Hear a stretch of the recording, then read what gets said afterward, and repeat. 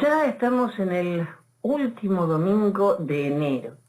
Voy a decir algo que nadie dijo jamás. ¿Cómo pasa el tiempo? Ya último domingo de enero, pero la comunicación con Venezuela no puede faltar. No puede faltar el contacto con nuestro amigo Noel Alejandro Leal. Muy buenas madrugadas.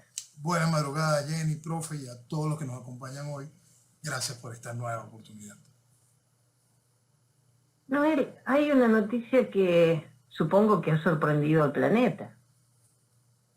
Maduro será el candidato del oficialismo a la presidencia de Venezuela. ¡Oh! ¡Qué increíble! Qué increíble, pero es hasta bueno que lo digan para que una gran cantidad de gente de lo que yo llamo el bobocitorismo radical dejen de sembrar matrices que no tienen ningún tipo de sentido. Para la anterior campaña el chiste era que era Héctor Rodríguez el candidato. Para esta campaña pusieron a la Cava, que se iba a ser Delcy por poner una mujer. Dijeron toda clase de estupideces. Y uno explicaba que por supuesto Maduro iba a ser candidato. El Stalin tropical ha sido realmente eficiente. Ha sido un funcionario realmente que ha hecho el trabajo que se le ha ordenado. Aparte, que tiene toda la cara dura, es increíble, ¿no? Entonces, si alguien es un verdadero heredero de todo lo que hizo el criminal Chávez, sin duda es Maduro. Y Maduro le ha sido realmente funcional a la estructura revolucionaria en todo sentido, y es el espacio, por ridículo que parezca, de legitimidad, porque si bien en Venezuela, y eso es bueno recapitular siempre completo sobre eso, desde 1999 con el proceso constituyente, en este país se murió el Estado de Derecho y no hay absolutamente nada legítimo en Venezuela. Pero gracias a la oposición, a esa oposición electoral, institucional, esa que vive vistiendo de democracia el proceso revolucionario, se han dado diversos barnices de legitimidad a lo que es increíblemente ilegítimo, como es el chavismo.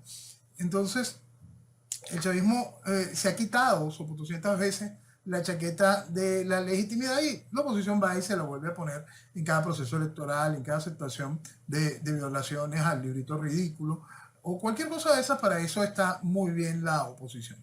Pero ya lo que es el gobierno, el ejercicio de gobierno de Maduro, que va a cumplir 12 años de ejercicio de gobierno, de manera democrática y constitucional. Bueno, va a cumplir sus 12 años de ejercicio de gobierno. El proceso de la tiranía ha estado siempre avalado por la voluntad democrática de la población venezolana. Entonces, Maduro ha sido altamente eficiente.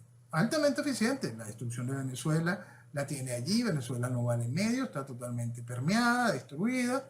Venezuela,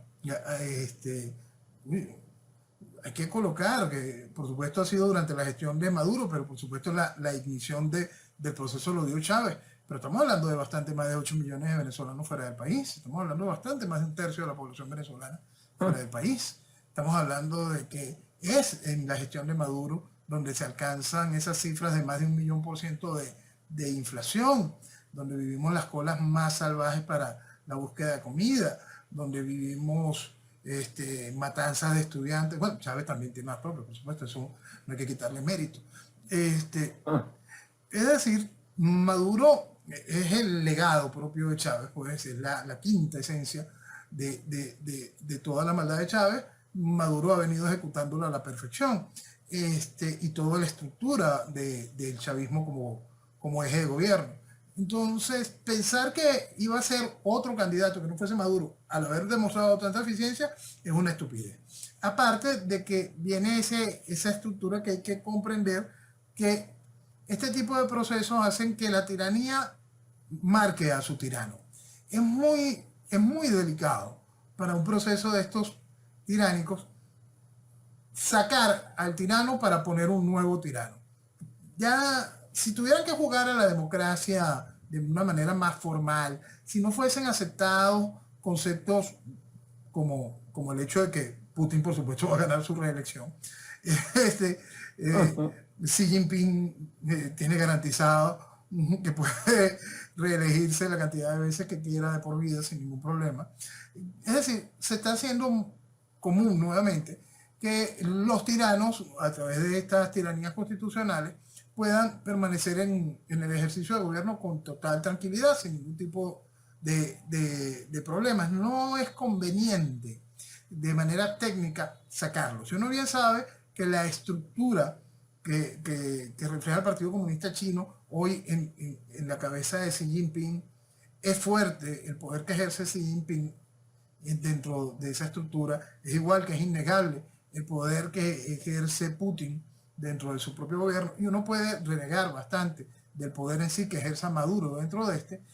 El asunto es que no vale la pena ponerse a jugar y correr el riesgo. Si tú quitas a Maduro, estás diciendo de que hay razones para que la población no esté con el chavismo. Pero si permanece Maduro, el mensaje es que la gente está contenta con el chavismo. Entonces, por eso era tan ridículo cualquier planteamiento que viniese a colocar a otro candidato que no fuese Maduro repitiendo. Y sería muy bueno que la población venezolana empiece de una vez a entender eso y sobre todo a buscar a todos los degeneradores de opinión que fueron metiéndolos en ese callejón de tiempo perdido, en esa discusión vacía de aquel cuento de Chávez no quiere ver a Diosdado, Chávez no quiere ver a Maduro, Maduro no quiere ver al otro.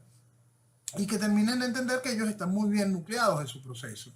Ellos harán sus sacrificios, sus purgas internas, las propias purgas comunistas. Hay un momento en que podrán sacar a alguien que les resulte realmente significativo. Y no es novedad con respecto a eso. Se vivió ya en el 98.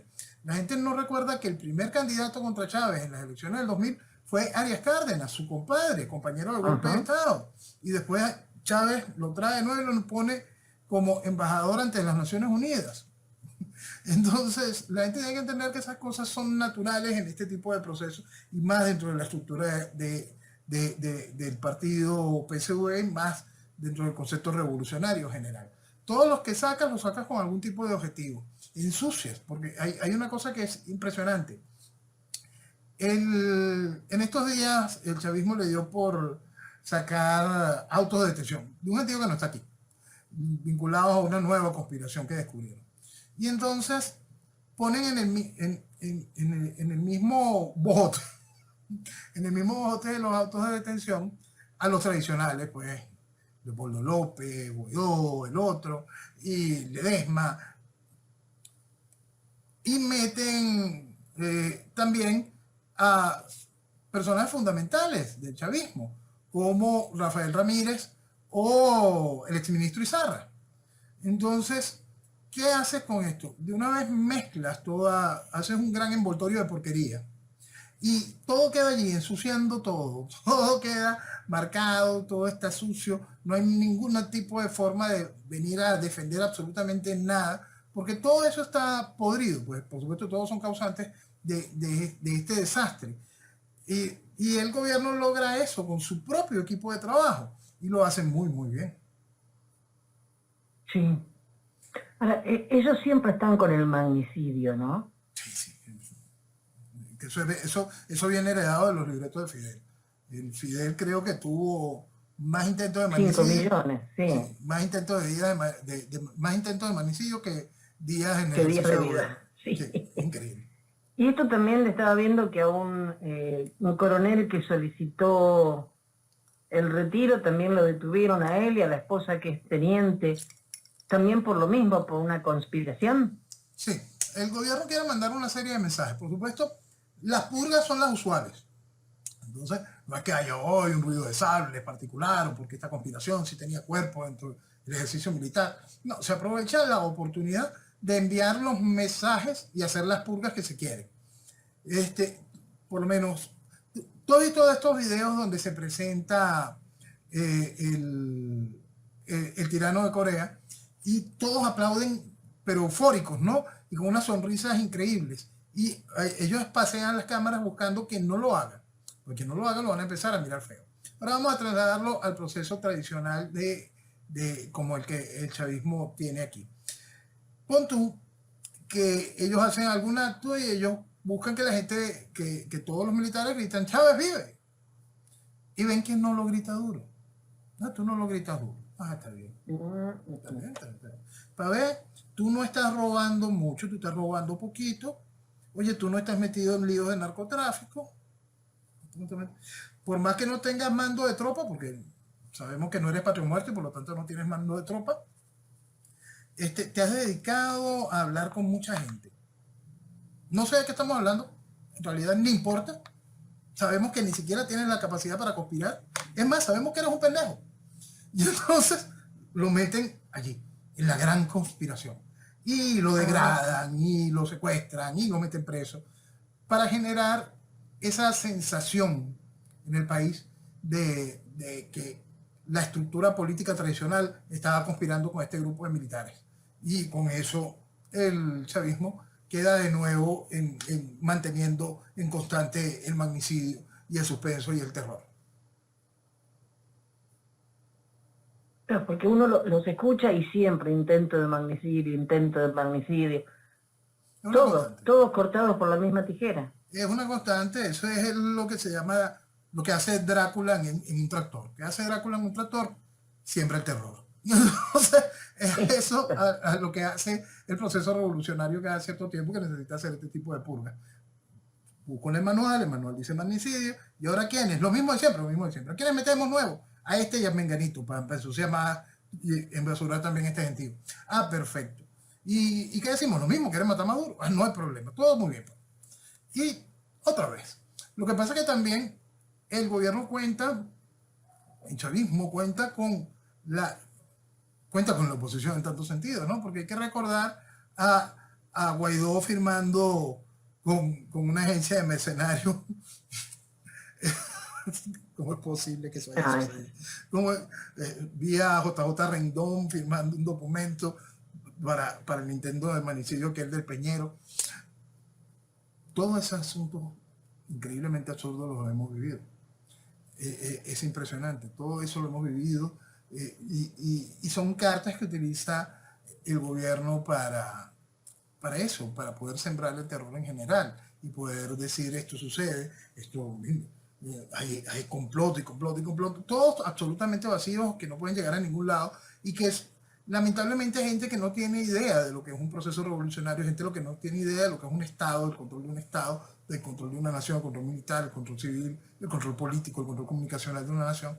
De vez en cuando pescan y eso es precisamente lo que pone el gobierno, pone una cantidad de anzuelos para ver qué clase de pendejos pescan para poder validar las distintas trampas que han hecho. Viene desde, si queremos recordar un caso resaltante, hay que recordar aquel caso de los paracachitos y la conspiración detrás de los paracachitos, y eso era 2002, 2004 después. Mira, se ha hecho tanto daño, o sea, el gobierno ha penetrado tanto, por eso es que siempre hay que recordar que el gobierno lo que utiliza de herramienta de trabajo es todo el plan de infiltración que nace en la Stasi. La idea de la Stasi es lo que toma después el gobierno cubano y lo que nosotros estamos viviendo hoy con esos procesos de infiltración de policías políticas, de informantes en tantas partes, de facilitadores que lo que hacen es colocar trampas, cazabobos, viene de esa estructura, de los conceptos de cómo la Stasi trabajaba para poder penetrar y dominar a cualquier aparato opositor al proceso comunista, en este caso el proceso de la Alemania democrática. Sí.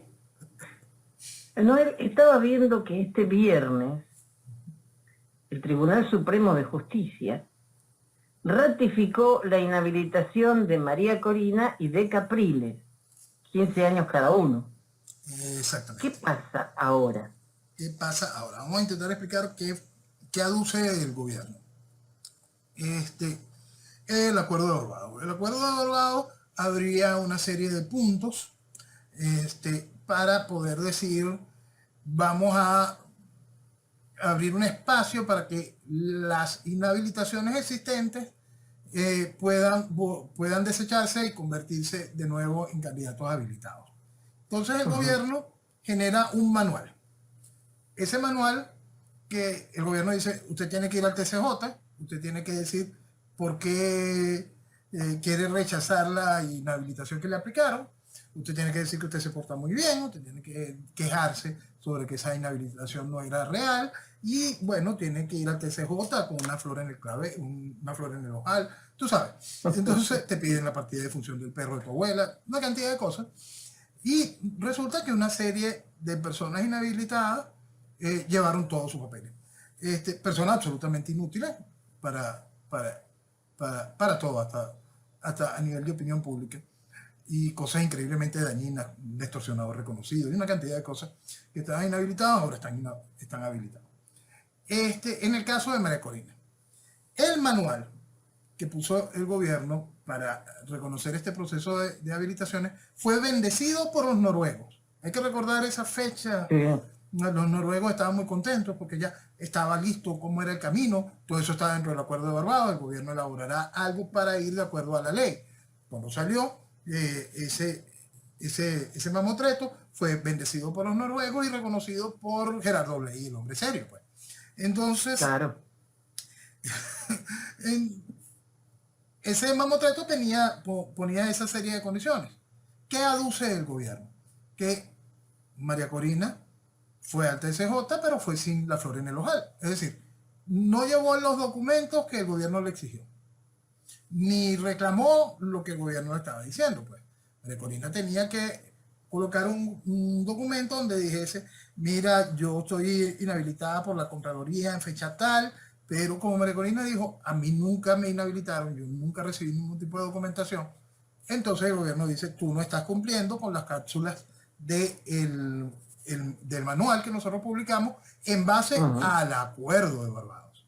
Porque aquí cada uno, tanto el gobierno como la oposición, dice, María Corina está dinamitando el acuerdo de Barbados. Y María Corina dice, el gobierno está dinamitando el acuerdo de Barbados. Es importante recordar que el acuerdo de Barbados forma parte de las cosas que han dinamitado a Venezuela. Que es el acuerdo de Barbados no trae, como ningún acuerdo que se ha firmado entre cualquiera de los intentos de oposición y el chavismo, ningún tipo de beneficio para el país. Todos han sido parte de una cadena de procesos que han dinamitado a Venezuela en todos los sentidos. Entonces, es bien importante entender qué queda del acuerdo de Barbados y qué se obtuvo con el acuerdo de Barbados. Cuando nosotros intentábamos explicar lo que estaba sucediendo con el cese de las sanciones y con la devolución de Alex Saab, explicábamos que de manera clara qué caro estaba saliendo el asunto de la candidatura de María Corina. Qué caro le estaba saliendo a Venezuela el hecho de que María Corina pudiese ser eventualmente candidata. El hecho es que ya el gobierno tiene Saab. Ya muchas sanciones que fueron retiradas no volverán a implantarse porque se necesita que Venezuela abra el chorro de petróleo. El hecho es que hoy María Corina continúa inhabilitada, pero el gobierno ya tiene Saab. Es decir, sí. Es que la gente tiene que terminar de entender esto. Yo tengo una amiga que lo expresó de una manera muy clara. El gobierno quería Saab y María Corina se los dio. Técnicamente, cuando uno quiere resumir lo que se ha vivido desde el último acuerdo de Barbados que firmó el hombre serio y que fue reconocido por María Corina, con esas palabras, lo que ha traído al final es esto. El gobierno quería Saab y María Corina se lo dio. Ese es el resultado final de todo este cuento. Volvemos a otro punto. María Corina hasta ahora está inhabilitada. ¿Y por qué decimos hasta ahora continúa inhabilitada? El gobierno tiene muy claro que debe hacer sus elecciones en este 2024. No porque lo diga el librito ridículo, sino que tiene que hacerlo antes de las elecciones de los Estados Unidos. Tiene que buscar que aquí ya esté legitimado el chavismo antes de lo que pueda suceder en los Estados Unidos. Entonces la cuenta es qué tan cerca de noviembre se hacen las elecciones en Venezuela. ¿Qué punto es, por qué decimos María Corina hasta ahora permanece inhabilitada? Los Estados Unidos van a sacar cualquier cantidad de comunicados y decir que el gobierno está violando el acuerdo de Barbados y todo lo demás, pero si el gobierno se somete a un mínimo de lógica, no entraría en la discusión, sino pusiese a discutir a los noruegos, que los noruegos le santificaron el manual. María Corina no cumplió con el manual. Por lo tanto, es María Corina la que está dinamitando el acuerdo de Barbados. Eso vamos a ver cómo se lo manejan a nivel de retórica y cómo lo manejan de fondo. Si María Corina no es habilitada de manera alguna, es decir, de fondo ya estaba establecido que no había ningún problema con que el gobierno mantuviese la inhabilitación. Desde el principio, ¿ok? Entiendas eso. Y todo se queda en simple retórica absolutamente vacía. Si el gobierno llega a habilitar a María Corina, es porque el vacío electoral es demasiado grande, no importa el parapeto que el gobierno le haya pedido a la oposición que venga a llenar el espacio de María Corina. Debemos recordar un punto que es muy importante. Previo a las primarias, ya habían candidatos que insistían en lanzarse por fuera de las primarias. Debemos recordar dos casos que están allí, que es el de Carri y el conde del Guácharo, que ellos siguen en su guachafita, y en lo que a mi entender he ido apostando será el candidato de relevo a la hora de la verdad, será Manuel Rosales otra vez, es decir, repetir el chiste del año 2006, el vergonzoso chiste del año 2006. Entonces, ¿qué habremos obtenido de este acuerdo de Barbados? Eso. Si los números están muy bajos, si Rosales no llega a levantar, si nadie llega a levantar, si las cosas están muy feas, el gobierno de nuevo buscará la manera de decir, vamos a habilitar a María Corina. ¿Por qué? Porque si hasta ahora María Corina hizo todo el trabajo completo, no solo se consiguió a Saab, sino logró meter al país de nuevo en lo que la misma María Corina confesó, la ruta electoral. Nadie nos sacará de la ruta electoral. Y la búsqueda de elecciones limpia y transparente. El asunto es que mucho país se lo creyó. Mucho país cree, de nuevo, en semejante mentira, que puedes ir en contra de un proceso tiránico que es dueño de todos los poderes, que ya tiene, que exportó la manera de hacer fraude electrónico, que hace absolutamente lo que le da la gana, que sacó del país un tercio de la población, vas a poder hacer cualquier tipo de cosas a través de procesos electorales. Bueno, esta parte ya se hizo, ¿no? Hay mucho país que está absolutamente convencido y tienen rato ya diciendo, es que si no es María Corina, igualito, el que sea, lo podremos vencer a Maduro electoralmente. Con María Corina tampoco hubiese pasado nada. Pero el asunto es cómo el gobierno maneja toda esta tensión, ¿no? Haces todo esto y ahora vas a mantener el teatro de que el gobierno le tiene mucho miedo a María Corina y todo esto va a seguir buscando entonces a María Corina quién le dará su bendición, como ya lo hizo en el 2015, cuando recibió la inhabilitación por primera vez y ella le otorgó su voz a una candidata. Y listo, y esto se perdió, pues no tenía mayor importancia. Esa es la realidad de lo que está sucediendo con todo este paseo de los habilitados e inhabilitados y sobre todo con lo que queda de Barbados. Lo que queda de Barbados, vamos a volverlo a meter, entra dentro de esa máquina, de esa gran mesa de diálogo que nace en La Habana, tutoreada por los noruegos, de La Habana a Noruega, de Noruega a México, México unos cuantos paseitos a Barbados, pero siempre el eje actual es el asunto mexicano y lo que más importa, los noruegos. Hay que repetir de manera constante que los documentos que fueron firmados, no solo el de Barbados, sino los previos, todos iban firmados por Jorge Rodríguez en representación del gobierno de Venezuela y Gerardo Ley en representación de la Plataforma Unitaria de Venezuela. Esos acuerdos se firmaban mientras supuestamente Guaidó era el presidente de algo. Es decir, ni los noruegos ni ninguno de los países garantes de ese tipo de mesa de diálogo, incluyendo Estados Unidos o los rusos, en ningún momento a la hora de la verdad reconocieron el chiste que era el guiado para los momentos de las negociaciones de esos acuerdos. Es decir, forma parte de esta gran burla, de esta gran estafa constitucional que ha vivido Venezuela, de este espacio que le brindó la posibilidad a la tiranía de reinstitucionalizarse y de estar ahora con esta aceptación internacional de la particular forma de gobernar del chavismo. todo eso lo explicamos en cada uno de los sucesos previos a que se fuesen desenvolviendo. ¿Por qué? Porque simplemente se llama entender la política, comprender las realidades, saber qué es el material de lo que están hechos cada uno, cuáles son sus objetivos reales, dejar de mentirse como base para poder comprender la verdad. Noel, los republicanos le exigen a Biden que revele pruebas contra Alex Saab. Le pusieron una fecha límite, el 7 de febrero, para que se publiquen los archivos solicitados, pero ya no está más, ya se fue. ¿Qué quieren ahora? Mira, sería muy interesante porque tienes que poner, los republicanos lo que buscan es dañar, por supuesto, la imagen del gobierno de Biden. No es el interés de que Saab no esté aquí, no tiene que ver con Saab y Venezuela. Tiene que ver entonces con la parte de lo caro que le costó a los Estados Unidos soltar a Saab. Debemos recordar que cuando Saab es retenido en Cabo Verde, empezó todo este zapero, que el presidente de Cabo Verde mismo confesó, jamás me habían llamado tantos presidentes en el mundo. Fue un año y pico de teje y maneje, vete para atrás, que si aviones militares, que cualquier cantidad de cosas. Por fin se extradita y tal como nosotros habíamos dicho, la extradición no tenía ningún tipo de sentido si no era bajo la administración Trump. Si era bajo la administración Biden, la extradición sería un hecho absolutamente inútil para Venezuela. Bueno, ahí está.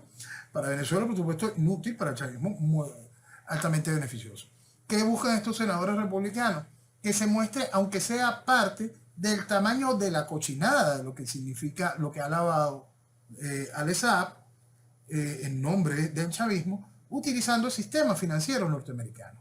Porque, como hemos hablado muchísimas veces, cuando se utiliza el sistema financiero norteamericano para lavar dinero y las inmensas fortunas que se lavaron a través de las distintas operaciones que organizó Saab, por supuesto, se abre un gran mapa, pues, y ese mapa va diciendo, este dinero corrió a esta gente que financia un proceso terrorista. Este dinero corrió para esta gente que trafica armas.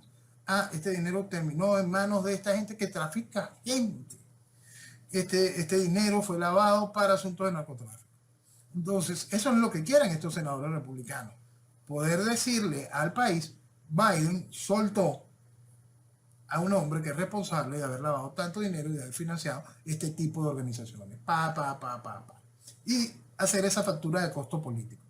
No tiene nada que ver con Saab, no tiene nada que ver con Venezuela. Y hay simplemente la oportunidad por parte de los republicanos de intentar obtener algún tipo de punto político frente a la desastrosa administración Biden. Ellos dicen, la historia deberá recordarlo como un depredador de personas vulnerables. Sí, porque ellos están basándose, dicen, ellos se están basando en el asunto de las CLAP, porque eso es otra cosa que es muy importante. A nadie en el mundo de poderes le interesa de verdad que salga lo real sobre Saab. Es decir, a nadie le interesa decir que también se lavó dinero para tal presidente, para tal corporación grandota, porque también para eso pasaba. Entonces, lo que le interesa es colocar, el tipo lavó, utilizó esto, hizo esto en tales y tales organizaciones, y vamos a verlo siempre de cómo se vende para el público. El problema de los vulnerables. Lo de los clapes es este asunto donde tú atiendes a la sociedad más noble con bolsas de comida. Que eso es una de las tantas fachadas con las que Saab utilizaba para el lavado de dinero. Entonces el asunto es el abuso a los vulnerables. Eso es lo que tiene que abrir algún tipo de brecha ante la opinión pública, para que sea la opinión pública a través de los medios de comunicación quien intente de alguna manera poner contra las cuerdas a la administración Biden en ese sentido y se vea ella obligada a dar información al respecto. En otra parte dice,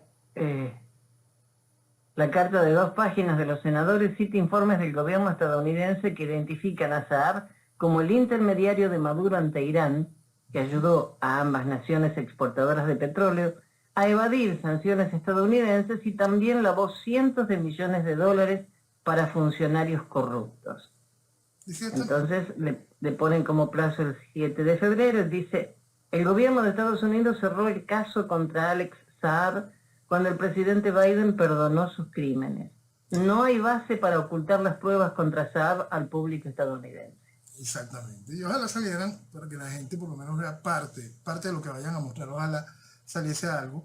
Por supuesto, un gran costo político para la administración Biden, pero por lo menos el país terminaría de entender una gran parte de hasta dónde se llega, hasta dónde tiene el gobierno un poder de chantaje, el chavismo, un poder de chantaje tan impresionante para ese tipo de situaciones. Para hacer el reclamo de ese tipo de documentos y toda esa realidad, lo único que tienen que hacer estos senadores republicanos es mostrar la misma organización, la misma argumentación que utilizó los Estados Unidos como Estado a través del Departamento de Estado hacia Cabo Verde solicitando salvo. Ahí tienen todo lo que tienen que colocar, porque es tan extenso la cantidad de acusaciones que se hacían en ese momento que es absolutamente impensable lo que iba a suceder, pero nosotros lo explicábamos.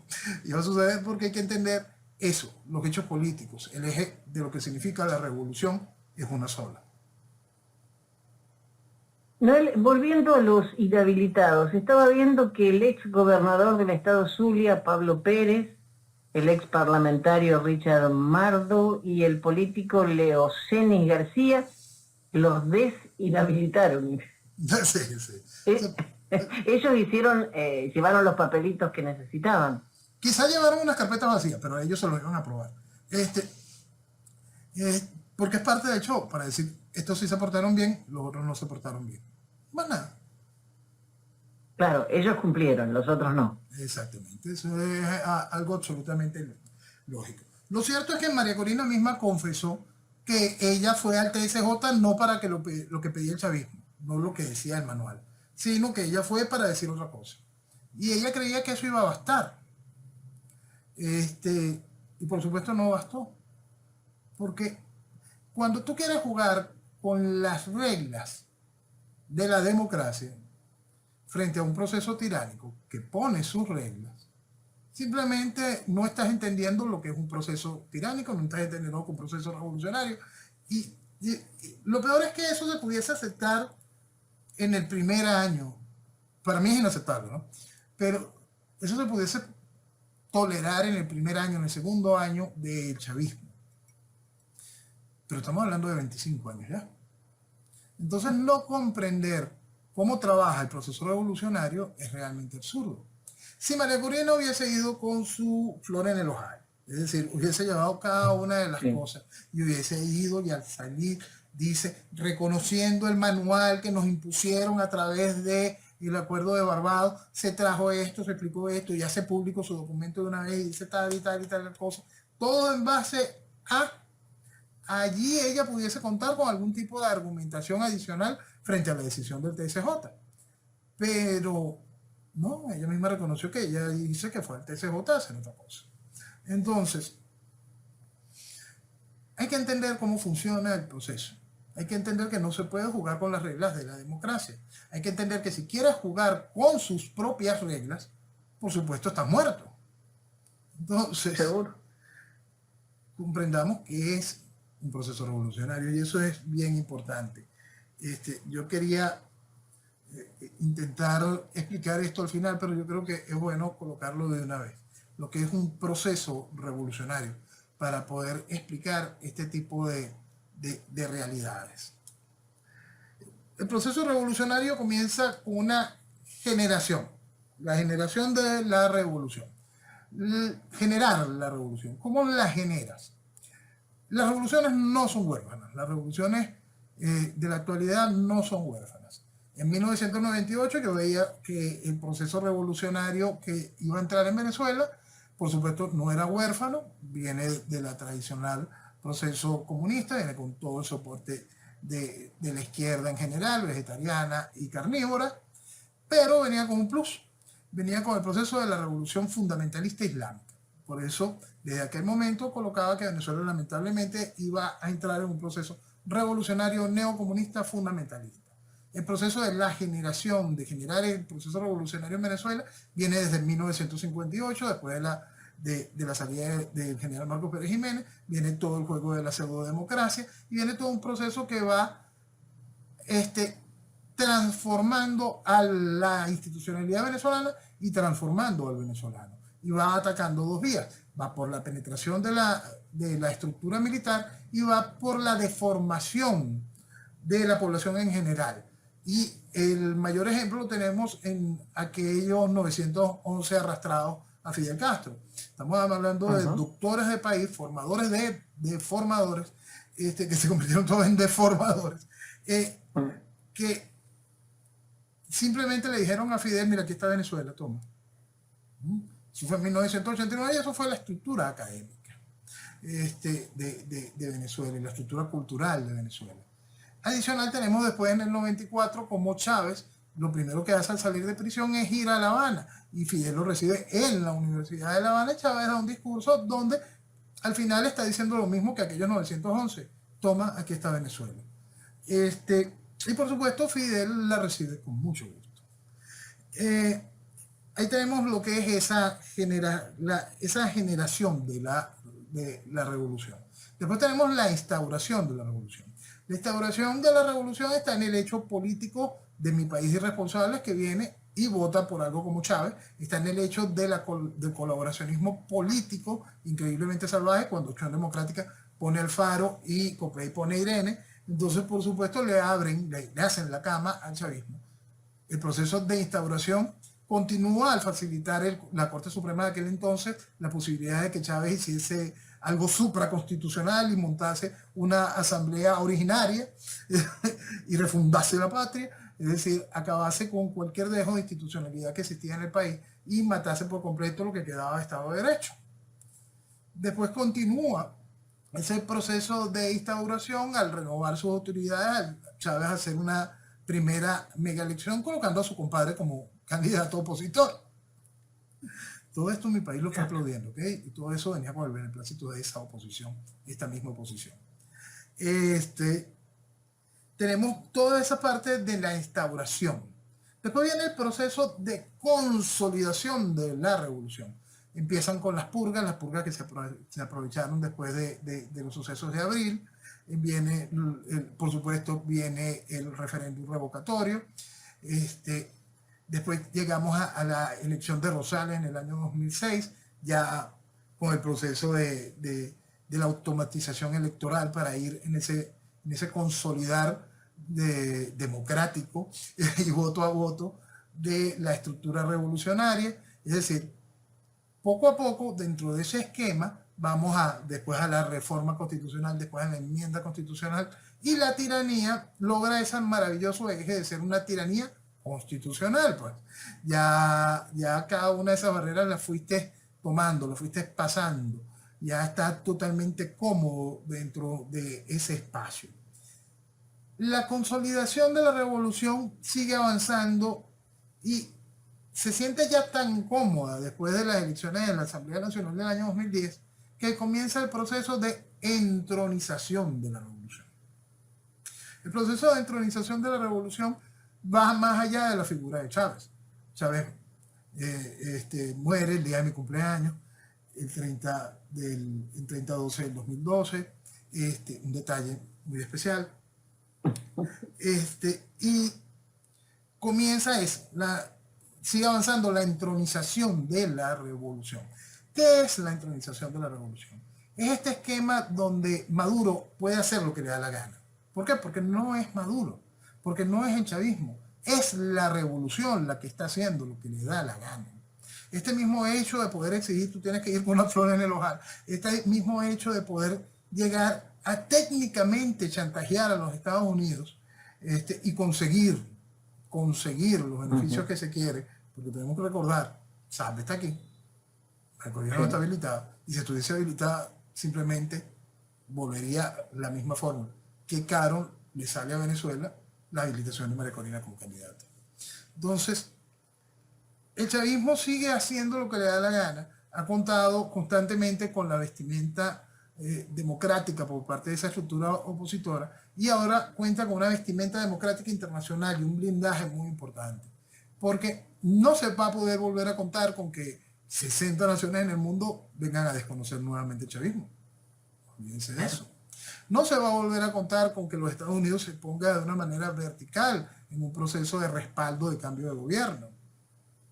Eso no existe.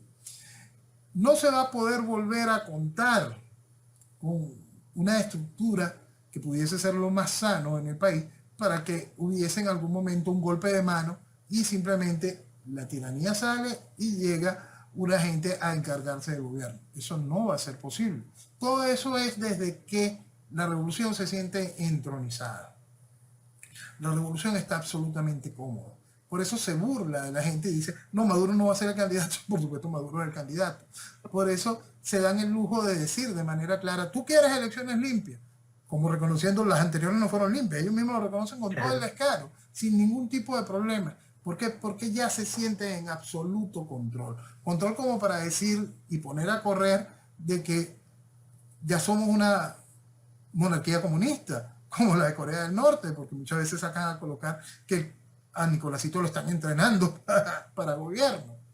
Es decir, eso es una tiranía entronizada y está absolutamente cómodo. Yo lo explicaba en el año 2007, en un artículo empecé a utilizar ese término para demostrar hacia dónde iban, qué cómodo estaban, gracias al aparato del control de eso que llaman oposición en este país. Es importante entender que todo el proceso revolucionario que Venezuela ha sido sometida, todo este proceso de destrucción, todo este proceso de minimizar, de destruir a Venezuela y al venezolano, esté donde esté, se ha hecho de la mano con esa estructura opositora. Es fundamental que el país lo pueda entender para poder despertar a la serie de verdades que vamos a entrar de inmediato. Porque, repetimos, el gobierno hará elecciones. No importa el payaso, el títere que vayan a poner, pueden poner a María Corina mañana si les da la gana de nuevo. Eso no importa. Lo único que importa es cómo hacer que la población participe de nuevo. Cómo hacer que la participación le dé este nuevo barniz de legitimidad, de estructura democrática. Como bien dijo hace poco un expresidente de FEDCámara, Jorge Botti, donde dice de manera clara, lo que necesita el país es elecciones. No importa si eso significa o no cambio de gobierno. Porque ahí él está diciendo de manera clara, lo único que están buscando, que es legitimar al chavismo frente al hecho de lo que pueda suceder en noviembre en los Estados Unidos en las elecciones. Entonces, es muy importante que el país termine de entender esa realidad. Lo único que importa para todo el proceso revolucionario, es decir, para todo el régimen revolucionario, gobierno, izquierda carnívora ejerciendo gobierno, izquierda vegetariana supuestamente ejerciendo de oposición, lo único que importa es poder arrastrar a la cantidad de gente mínimo representativo para un nuevo barniz democrático. El gobierno lo va a hacer con María Corina, lo va a hacer con Rosales, lo puede hacer nada más con el Conde del Guácharo, sí, muertos de la risa. Ya todo el proceso de legitimación está previo y está dicho, está hecho, está armado, todo el tinglado es completo. Vamos a ver mucha retórica, y retórica absolutamente vacía, porque el chavismo no le importa si mañana le vuelven a colocar sanciones, no tiene ningún problema, sabe que no se las van a poder colocar en la misma magnitud. Sabe que ya todo el proceso de triangulación que el chavismo tuvo que comenzarlo solito se ha hecho muy fuerte y muy grande desde que intentaron sacar a Rusia del mercado económico mundial. Es decir, hay todo un nuevo mercado paralelo en el cual el chavismo puede hacer todas las negociaciones que le dé la gana con todas las sanciones que quieran imponerle. Hay que comprender todo ese tipo de realidades para poder entender que solo aceptando la realidad se podrá hacer en el país lo correcto.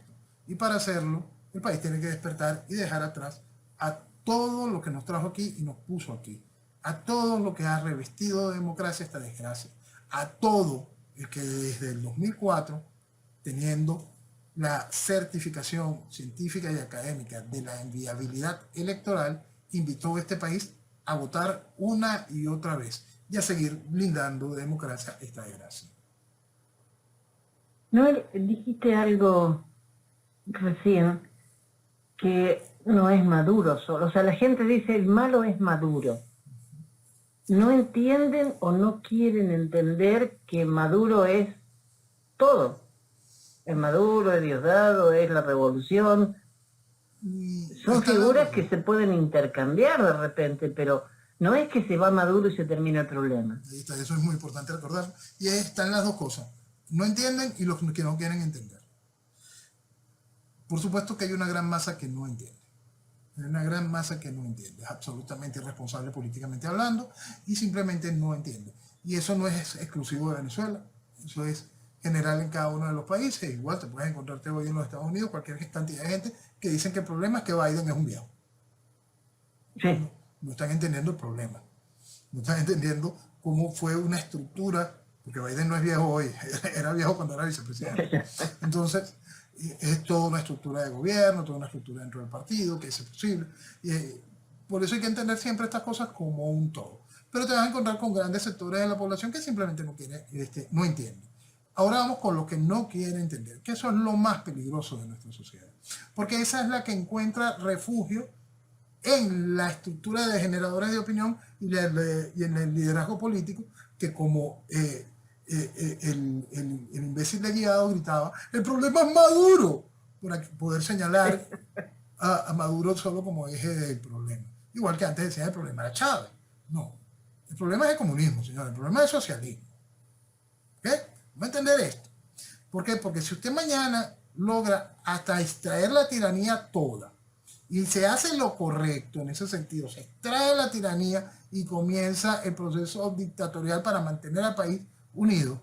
Si ese proceso dictatorial no entiende y no le enseña al país que el enemigo es el socialismo, están heridos de muerte. Por eso es que nunca se puede personalizar en este tipo de cosas. Y menos cuando estamos hablando de un hecho ideológico. Por eso es que nosotros siempre reafirmamos que el carácter del problema de Venezuela es un hecho ideológico, comprender el proceso ideológico en toda su magnitud.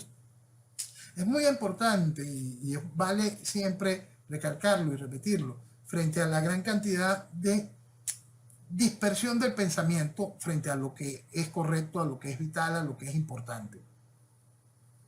Tú quieres discutir hoy la validez, la importancia del librito ridículo este que llaman Constitución. Tú eres un pendejo, pues tú no estás entendiendo el problema, tú no estás entendiendo el proceso revolucionario, no estás entendiendo el chavismo, no estás entendiendo los cambios necesarios de mañana, no entiendes lo que es lo fundamental de la bicameralidad, no entiendes absolutamente nada del problema real de la estabilidad política futura, simplemente no tienes cerebro político, eres un leguleyerista más vacío, punto. Ajá. Tú quieres venir y quieres discutir el hecho de que no se puede ir a una dictadura porque la voluntad democrática es vital. Ah, ok. Perfecto, yo te la compro. Ahora, imagínate cómo va a poder ejercer ese gobierno lo que tenga que ejercer con estos opositores siendo opositor en un parlamento democrático. O siendo gobierno, ¿quién? ¿Quiénes? Los que apoyaron a Guaidó, los que formaron parte de toda esa estructura vacía de lo que fue el interinato. Los que han vestido democracia hasta desgracia todos estos años. Entonces, yo creo que es muy importante que la gente termine de comprender ese que no quiere entender. Sería hasta prudente que se desconecte de la política. Uno de los grandes logros del chavismo y de la oposición ha sido desconectar de la política a gente valiosa del país. ¿Por qué? Porque están asqueados, pues. Están absolutamente asqueados. Pero quedó en la estructura del pensamiento y el ruido político del país gente increíblemente dañada y dañina, y gente increíblemente vacía e incapaz de pensar. Y esos son los que están en la palestra de tanto la generación de conceptos políticos opositores como la difusión de los mismos. Entonces, si los conceptos políticos esos nacen dentro del marco del librito ridículo, usted está pasado ridículo. Si esos conceptos políticos nacen dentro de esquemas de liderazgo horizontal, usted es muy ridículo. Si usted tiene un concepto político para la transformación del país dentro de un marco de el gran acuerdo nacional, usted es un criminal. Si usted tiene la idea de la transformación del país dentro del marco de la democracia, usted no es que sea inocente, usted es pendejo. Y esas son cosas que tienen que ser terminadas de asumir por el resto del país que sí despertó, por el resto del país que no tiene comportamiento de veleta, por el resto del país que entendió lo que vale Venezuela. Porque cuando usted entiende eso, usted se deja de mentir, empieza a comprender lo que significa realmente un proceso socialista, empieza a entender lo que es un verdadero proceso revolucionario. Porque la gente jura que esto no es un proceso revolucionario. Señores. ¿Y qué es? Sí, porque y siguen jugándolo. No, esto es un acto delincuencial. Son 25 años, señores. Y no es que, y yo puedo decir esto hoy con 25 años, igualito como lo decía en el primer año. ¿Por qué? Porque cuando se entiende lo que es el socialismo, cuando se entienden las herramientas que había utilizado Chávez para su campaña, ya uno sabe cuál es el destino de ese país si logran gobierno. Y eso es cuando se toma en serio la realidad política e ideológica de lo que vale y significa y representa tu tierra. El país ha sido increíblemente irresponsable en seguir a una estructura política responsable de nuestra desgracia. Una estructura que de manera consciente ha hecho posible esto. El país tiene que juzgar mañana, es más, debería haber empezado ese juicio hace ya mucho tiempo, sobre todo el entendimiento de quiénes le dijeron que existía algún tipo de vía democrática frente a este tipo de situaciones. Vamos a llegar a este punto tan increíblemente básico. ¿Cómo fue que hubo gente que le dijo al país que frente a un proceso revolucionario de esta magnitud podían haber vías democráticas? No vamos ni siquiera a colocarlo como fue que se lo dijeron durante 25 años. Porque lo importante de entender este tipo de cosas y lo que marca en la diferencia de hacia dónde van los países es en el liderazgo político del mismo. Porque los liderazgos políticos de los mismos llevan a países al acabose, a esa pérdida, a esa destrucción donde está sumido el venezolano hoy, esté donde está mal visto en sopotoscientos países. Esa cosa distinta de lo que era el venezolano en el mundo, simplemente cuando salía como turista y era recibido de una manera muy especial en cualquier lugar. Entonces, ese mismo hecho de en la dictadura del general Marcos Pérez Jiménez ser faro de libertad, progreso y desarrollo para cualquier otro habitante del planeta, en la dictadura del general Marcos Pérez Jiménez. Entonces, son realidades que están muy claras. Es muy bueno esto que acaba de suceder aquí en Venezuela y muy extraño y es muy difícil de asimilar. El 23 de enero se conmemoró la salida del general Marcos Pérez Jiménez. Para muchos, el derrocamiento de la dictadura y la llegada al poder de la democracia, un festival de meneada. Lo cierto es que pasaron 60 y pico de años para que en el país empezaran a resonar las voces de la verdad. Faltaron 60 y pico de años para que en el país esas voces sonaran de manera atronadora con respecto a la verdad. Para que quedara demostrado que los que siguen defendiendo la estupidez de la pseudodemocracia son los responsables de haber vestido de democracia al chavismo durante todos estos años. Son los mismos que pertenecen a la estructura de la MUD. Son los mismos que le han metido al país una y otra vez con el juego de vota para salir de la tiranía. Todos los que celebraron aquello son corresponsables de esta desgracia. Son partícipes de esta desgracia. Y es una desgracia que disfruta el gobierno porque el gobierno la celebró junto con ellos.